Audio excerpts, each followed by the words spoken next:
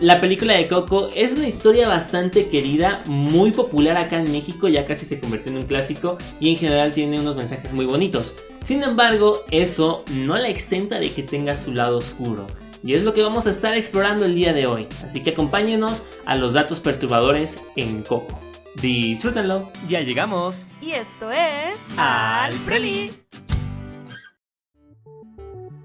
Entre las almas que se ven en la tierra de los muertos se encuentran familias grandes con niños pequeños, pero no solo está el hecho de que lamentablemente estos niños hayan perdido la vida a tan temprana edad. Si sus padres también murieron jóvenes, lo más seguro es que esas familias enteras podrían haber muerto al mismo tiempo en situaciones tristes y bastante horribles, como por ejemplo accidentes viales, incendios, hundimientos de barcos o hasta enfermedades contagiosas. Aunque Imelda no es una villana y está justificadamente enojada y herida, hizo todo lo que estaba en sus manos para que su esposo Héctor fuera completamente olvidado entre los vivos, sin saber que lo estaba acercando a un destino peor en el más allá, desaparecer para siempre del mundo de los muertos. Esto quiere decir que, indirectamente, Imelda pudo causar la desaparición de su propio esposo en el mundo de los muertos, que además era inocente de lo que se le acusaba y fue asesinado por su mejor amigo en el mundo. Seguramente si Imelda se hubiera enterado de lo que había hecho, eventualmente se hubiera hundido en la desesperación y el arrepentimiento. ¿Qué pasaría con el cuerpo de Héctor después de haber sido envenenado por Ernesto de la Cruz? Esto nunca se especifica en la película, pero después de conocer la verdad, vemos que los Rivera vuelven a poner la fotografía de Héctor en su ofrenda. Esto significa que ya no desaparecerá del mundo de los muertos, pero nadie nos habla del dolor que pasará a la familia Rivera, que seguramente querrá recuperar el cuerpo de Héctor para enterrarlo junto a los suyos. Además, agreguemos que probablemente vivirán con la culpa de no haberlo sabido antes. Pensemos, en el peor de los casos, su cuerpo fue arrojado en una tumba sin nombre o quemado por el asesino para que nadie pudiera encontrarlo, en algún lugar de la tierra de los vivos.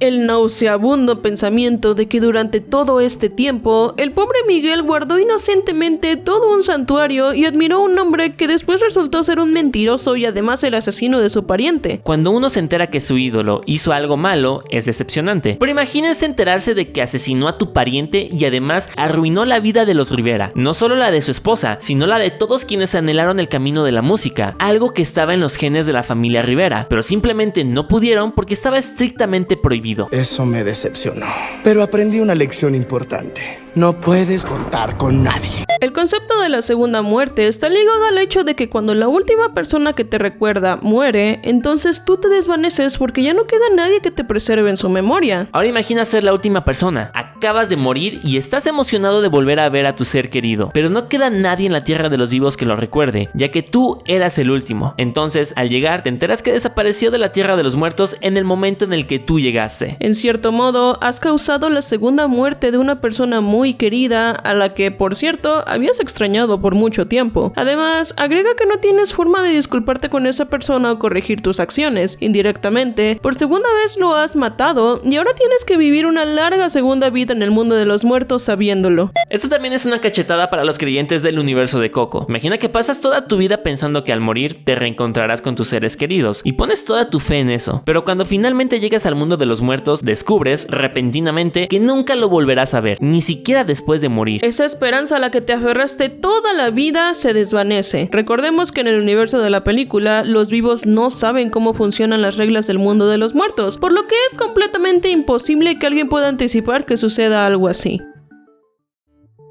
Si el pequeño Miguel hubiera perdido la vida la noche que visitó el mundo de los muertos, su final hubiera sido terrible, pues recordemos que el niño acababa de tener una gran pelea con su familia, porque no le permitían tocar música. Tomando en cuenta esto, es posible que su nombre hubiera sido desterrado de la familia como otra víctima de la música. En última instancia, sufriría la misma suerte que Héctor. Al igual que él, hubiera sido completamente olvidado, y ambos inocentes hubieran desaparecido en el mundo de los muertos sin la oportunidad de explicar a su familia lo que realmente pasó. Recordemos que Ernesto incluyó una escena que representa exactamente la misma forma en la que mató a su mejor amigo en su película, presentándose como el héroe en el lugar de Héctor, que se dio cuenta de que estaba envenenado. Es algo increíblemente enfermizo y arrogante, y bastante similar al comportamiento de algunos asesinos de la vida real, que encuentran formas clandestinas de presumir lo que han hecho. No le bastó con hacerse famoso con una canción que no le pertenecía, quería que también su método de asesinato fuera reconocido y aplaudido por su público,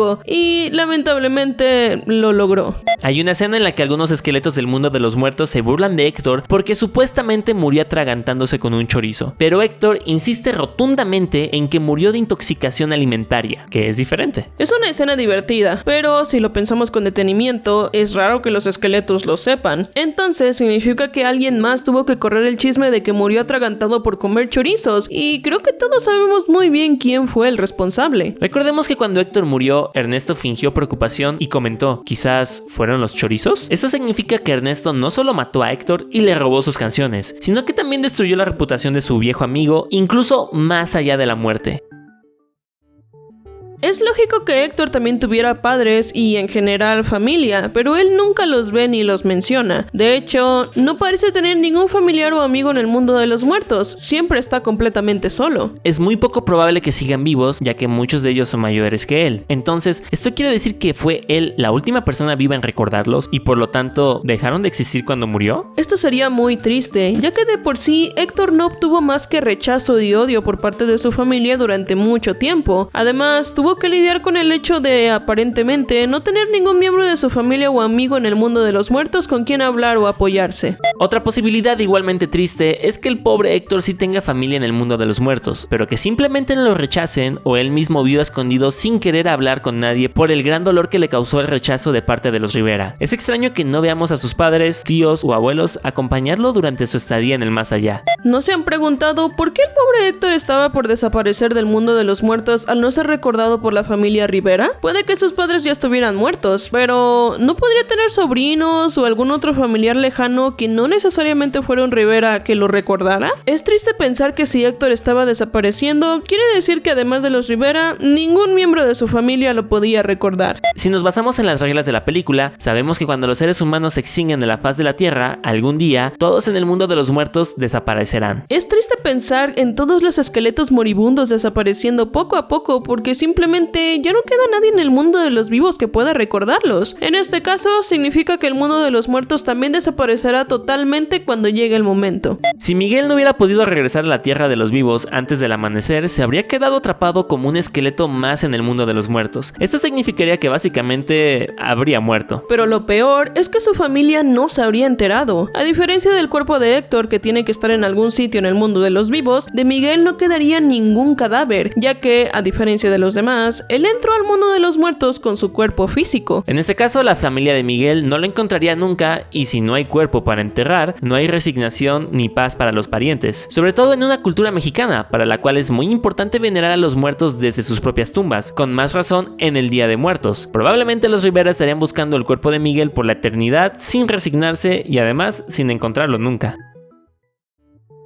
Los muertos solo permanecen en la otra vida mientras los vivos los recuerden, lo que significa que la gente que no es muy reconocida se desvanece relativamente rápido, mientras que las personas infames por sus malas acciones permanecen ahí por mucho más tiempo. Esto quiere decir que personas con vidas comunes, que tal vez no tengan mucha familia que los recuerde, ni tampoco tienen un estatus de fama, desaparecerán pronto. Pero personas como Adolf Hitler o Jack el Destripador, entre otros asesinos o personas malvadas, seguirán siendo recordadas por los siglos y tendrán una vida larga en el mundo de los muertos. Por supuesto, lo mismo pasará con todas las celebridades. Gente como nuestro querido Juanga o José José seguro se echan un dúo musical de vez en cuando en el mundo de los muertos, pero eso es demasiado bonito para un video de datos perturbadores, así que vamos a fingir demencia. Pensemos en el pobre hombre que accidentalmente se apoyó en la palanca y provocó que la campana cayera en el fatal concierto de Ernesto. Es cierto que más tarde descubrimos que Ernesto obtuvo lo que se merecía, pero ese pobre hombre durante el resto de su vida cargó con la culpa y además represalias, tanto psicológicas de los fans como legales, por ese simple error. Nada cambia el hecho de que mató a un ídolo musical que, como se nos muestra en Coco, marcó a toda una generación. En la Tierra de los Muertos se nos muestran niños junto a sus familias. Si bien ya mencionamos que esto es bastante trágico, uno tiene que preguntarse qué les sucede a quienes murieron en la infancia y no tienen parientes que los cuiden en la otra vida. Vagan solos y asustados estos niños por la Tierra de los Muertos sin tener a nadie que cuide de ellos hasta que finalmente llega algún familiar.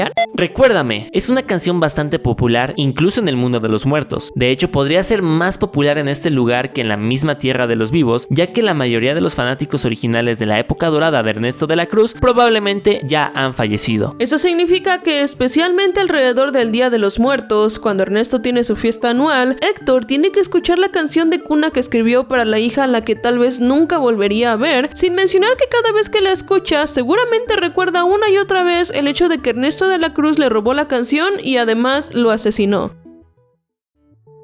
En el mundo de los muertos también vemos a varios esqueletos policía. La pregunta es, ¿cuántos de esos policías cumplieron con esta profesión mientras tenían vida y cuántos de ellos fueron asesinados durante su servicio? Es perturbador pensar en que siendo una profesión tan peligrosa, muchos de ellos seguramente murieron baleados o torturados por delincuentes de formas diversas y horribles. Al final de la película vemos que Ernesto de la Cruz es atacado por un alebrije para que luego le vuelva a caer la campana encima, pero no creemos que esto haya acabado con él, pues la única forma que conocemos para desaparecer del mundo de los muertos es ser olvidado por todos en el mundo de los vivos, o al menos la película no nos cuenta sobre alguna otra manera de morir en esta segunda vida. Esto quiere decir que es muy probable que este incidente no haya detenido al alebrije y pueda torturar a Ernesto de la Cruz por toda la eternidad. Y peor aún, este no desaparecería tan fácil del mundo de los muertos, ya que al haber sido una gran figura musical tan importante durante su vida, probablemente mucha gente en el mundo de los vivos lo recordará por muchos siglos después. Se revela que Ernesto asesinó a Héctor, pero su maldad va mucho más allá, ya que luego vemos cómo trata de mantener a Miguel en la tierra de los muertos de forma permanente, lo que significa querer literalmente matarlo. Además, recordemos que el inocente Miguel solía ser un fiel seguidor de Ernesto, lo veía como un ídolo. Tan solo recordemos la escena en la que toca la guitarra frente al televisor mientras ve una película de Ernesto de la Cruz. El niño estaba completamente embelesado y es cruel pensar en que pudo ser asesinado por el sujeto que tanto admiraba y era inspiración para su carrera como músico. Ahí está tu héroe. En el libro Coco, una historia de música, zapatos y familia, escrito por Diana López, se revela que Ernesto y Héctor fueron amigos de la infancia hasta el punto en que Héctor siente que Ernesto es como su hermano. A diferencia de la mayoría de los envenenamientos representados en películas e historias, Héctor no cae muerto inmediatamente después de consumir el tequila. Están caminando hacia la estación de tren algún tiempo después y él colapsa de dolor y es un proceso prolongado mientras se desvanece. Si Ernesto era su amigo del alma, Héctor debió morir muy lastimado emocionalmente, ya que este no hizo nada por atenderlo. De hecho, lo único que hizo fue comentar que tal vez su repentino estado de salud fue a causa del chorizo que comió. En este momento no sabía que él lo había asesinado, así que para Héctor fue como si su mejor amigo le hubiera negado su ayuda cuando se encontraba en problemas.